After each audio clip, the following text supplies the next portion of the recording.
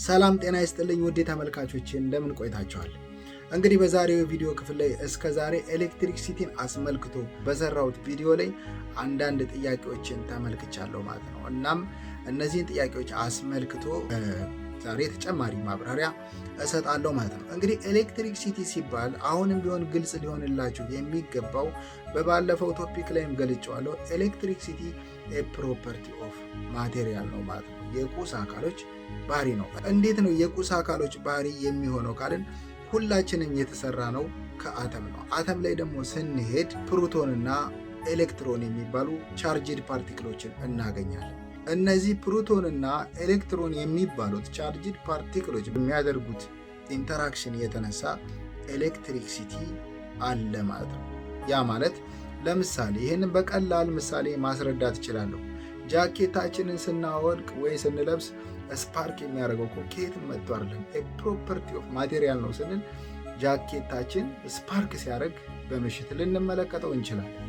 ወይም ፀጉራችንን ያበጠርንበት ሚዶ ወረቀቶች ሲያነሳ ልንመለከት እንችላለን ማለት ነው። ኤሌክትሪክሲቲ የሚባለው ነገር ያለው ቁስ አካሎች ሲፈጠሩ ጀምሮ እነዚህ ሁለቱ ቻርጅድ ፓርቲክል በመፈጠራቸው የተነሳና እነሱ በሚፈጥሩት ኢንተራክሽን የተነሳ የተፈጠረ ፎርስ ነው። በኔቸር ያለ ፎርስ ነው ስንል ይሄንን ለመግለጽ ነው ማለት ነው። ሁለተኛው ግልጽ እንዲሆንላችሁ የምፈልገው ነገር ኤሌክትሪክ ሲቲ የሚመነጭበት ፕሪንሲፕል እና የኤሌክትሪክ ሲቲ ፓወር ፕላንቶች ተመሳሳይ አይደለም። ለምሳሌ ኒውክለር ፓወር ፕላንት አለ። ከኒውክለር ኢነርጂ ኤሌክትሪክ የሚመነጭበት ፓወር ፕላንት ማለት ኃይል የሚያመነጭ ጣቢያ ማለት ነው። ኒውክለር ፓወር ፕላንት አለ፣ ሃይድሮ ኤሌክትሪክ ፓወር ፕላንት አለ፣ ዊንድ ፋርም አለ፣ ጂኦተርማል ኢነርጂ ወደ ኤሌክትሪክ ሲቲ የሚቀየርበት አለ፣ ታይዳል ፓወር ፕላንት አለ። እነዚህ ፓወር ፕላንት ናቸው። ለምሳሌ ሃይድሮ ኤሌክትሪክ ፓወር ፕላንትን አባይ ግድብን ብንመለከተው ግድብ እዛ ጋር የሚያገለግለው ውሃን ለማከማቸት ለማጠራቀም ነው ማለት ነው። ኤሌክትሪክ ሲቲ የሚመነጭበት ፕሪንሲፕል ግን በፋራዳይ ፕሪንሲፕል ነው ማለት ነው። ውሃ ከትልቅ ተራራ ላይ ወደታች ይምዘገዘግና ተርባይኑን ይመታል። ተርባይኑ ላይ ምን አለ?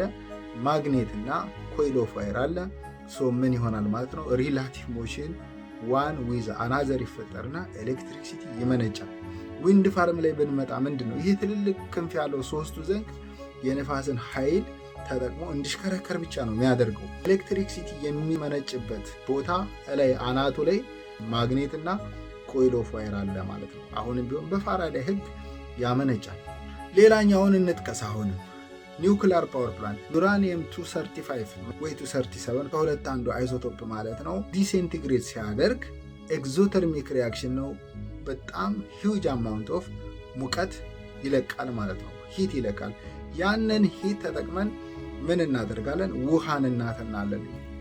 ያ ድራይ ስቲም በፓይፕ ውስጥ ስንለቀው ተርባይንን ያሽከረክራል። አሁንም በፋራዳይ ህግ መሰረት ኤሌክትሪክ ሲቲ ያመነጫል። እነዚህ ሁሉ ፓወር ፕላንቶች እንጂ ኤሌክትሪክ ሲቲ የሚመነጭበት ፕሪንሲፕል አይደለም።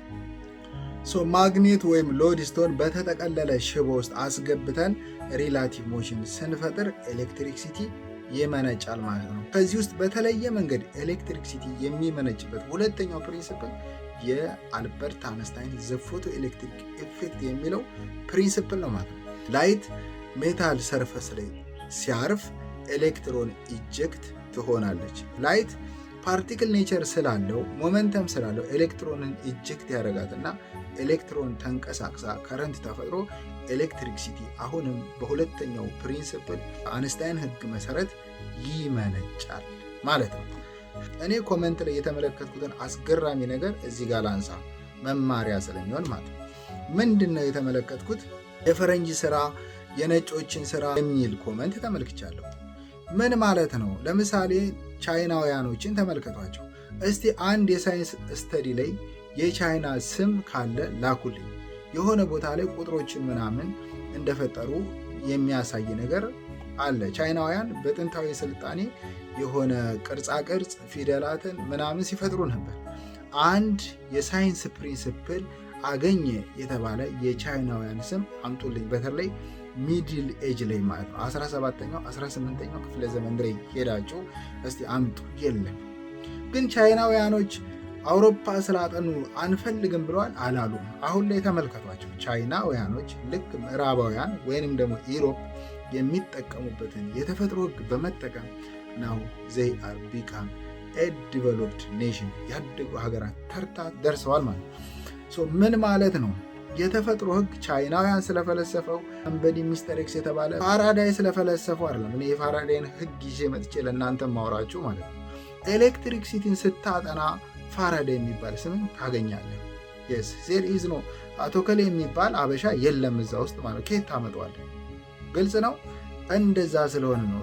ኤሌክትሪክ ሲቲን ስታጠና የምታገኛቸው ሰዎች ፈረንጅ ሊሆኑ ይችላሉ። አይዶን ኬርን የፈረንጅ ሆኑ አልሆኑ እሱ አይመለከተኝም።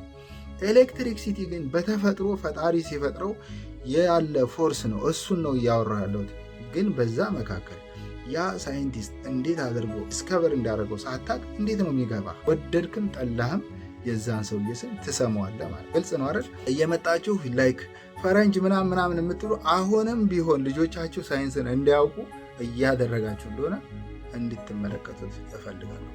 ነርቫችን የሚሰራው በኤሌክትሪክ ሲቲ ነው። ቅጠሎች ምግብ የሚያዘጋጁት በኤሌክትሪክ ሲቲ ፕሪንሲፕል ነው። መብራት ከፀሐይ ተነስቶ እዚህ የሚመጣው ኤሌክትሮማግኔቲክ ፎርስ ነው። ቶርፒዶ የሚባለው አሳ ሾክ የሚያደርግ ነገር አለ።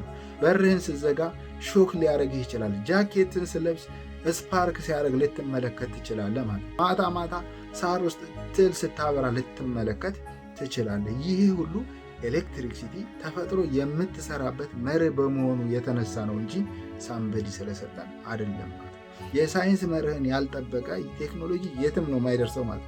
ኤሌክትሪክ ሲቲ አመድ ምናምን ነስንሳህ ሲመነጭ ልትመለከት ትችላለህ። ያንን ያደረገው መጀመሪያ አሌክሳንድሮ ቮልታ ቮላቲክ ሴል የምትባልን ሰርቶ አሌክሳንድሮ ቮልታ ገና ኤሌክትሪክ ሲቲ ፋራዳይ ሳያመነጨው በፊት የነበረ ኮንሰፕት የሆኑ ፓይሎችን አንድ ላይ ደራርቦ ኤሌክትሪክ ማመንጨት ነበር። አሌክሳንድሮ ቮልታ በስነ ስርዓት ነበር ባትሪ የሰራው ማለት ነው። ደራርበህ ምናምን መጣህ ኤሌክትሪክ አመነጨው ብትል አላነበብክም እንጂ ኤሌክትሪክ አመንጭተህ አይደለም። ገና በ17ኛው ክፍለ ዘመን አሌክሳንድሮ ቮልታ የሰራውን ስራ ነው ይዘህ የመጣው። በስነ ስርዓት ሳይንሱን ብትረዳና ጀስት ወንደር ብታረግ ከዚህ የተሻለ ነገር ልትሰራ ትችላለህ ማለት ነው።